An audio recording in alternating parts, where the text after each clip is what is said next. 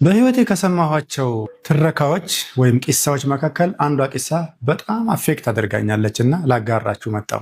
ከዕለታት አንድ ቀን አራዊት ይሰበሰቡና ጥንቸልን ይገመግማሉ። ከዛም ፍርድ ያስተላልፉበታል። ምን ይሉታል? አንተ በፍጥነት የምትሮጥ እንስሳ ብትሆንም ጨዋታ የምትወድ ብትሆንም ነገር ግን ዋና የሚባል ነገር ጭራሽ አትወድምና ዋናም ጎበዝ እንድትሆን በቀን ለ2 ሰዓት ለ1 ዓመት መስራት አለብህ ብለው ይፈርዱበታል። ጥንቸልም እሺ ይልና እቺ ደካማ ጎኑን ለማስተካከል ዋናውን ይጀምራል። 1 ዓመት በቀን ለ2 ሰዓት ከዋኘ በኋላ ዓመቱ መጨረሻ ላይ ይፈተናል። ሲፈተን ጥንቸል በፍጹም ዋናውን አልቻለም።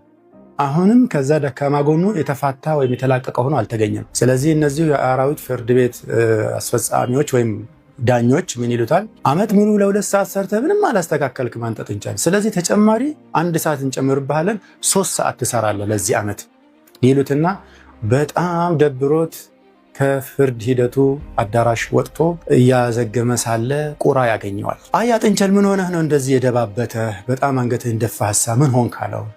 አይ እባክህ እንዲህ እንኮ አደረጉኝ ነገሌ የሚባሉ የአራዊት ዳኞች ይለዋል። ምን አረጉ? እንዲህ አወርደኝ ብሎ ዝርዝሩ ይነግራቸዋል። አይ አያ ጥንቸል እኔ እንኳን እንደዚህ ያለ አትመስለኝም ነበር አለው። እንደውም ቀጥታ አንተ ፈጣን አልነበርክ እንዴ? ጭንቅላት ጥሩ አልነበር እንዴ? እኔ ሳቅህ በዓለም ላይ በጣም ጨዋታ የምትወድና ፍጥነት ያለብህ ሯጭ ነህ። ያ ደካማ ጎንህን ትተህ ይሄ ጠንካራ ጎንህ ላይ ሩጫ ላይ ልምምድ አድርገህ በነበረ ዓለም ላይ ካሉ ፈጣን እንስሳቶች አንዱ ትሆን ነበር እኮ።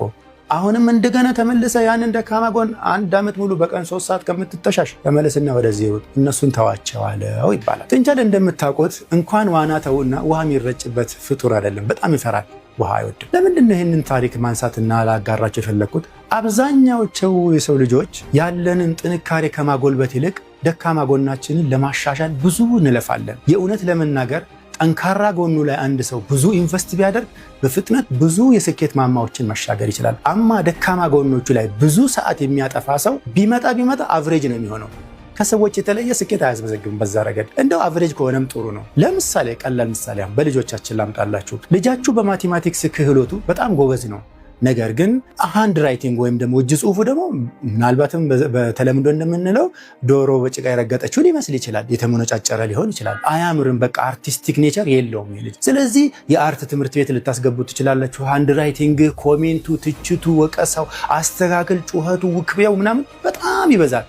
ከዛ ጠንካራ ጎኑ ላይ ግን ምንም ተጨማሪ ኢንቨስትመንት አይደረግም። ፎር ጋራንቲ ይወሰዳል። እዛ ላይ ተጨማሪ ኢንቨስትመንት ቢደረግ ኖሮ እዛ ላይ ገንዘብ፣ ጊዜ፣ እውቀት፣ ተሞክሮ ሌሎቹን ግብአቶች ቢሰጡት ኖሮ ይሄ ልጅ ምናልባትም በማቴማቲክስ አገሪቱ ላይ ካሉ ምርጥ ተማሪዎች መካከል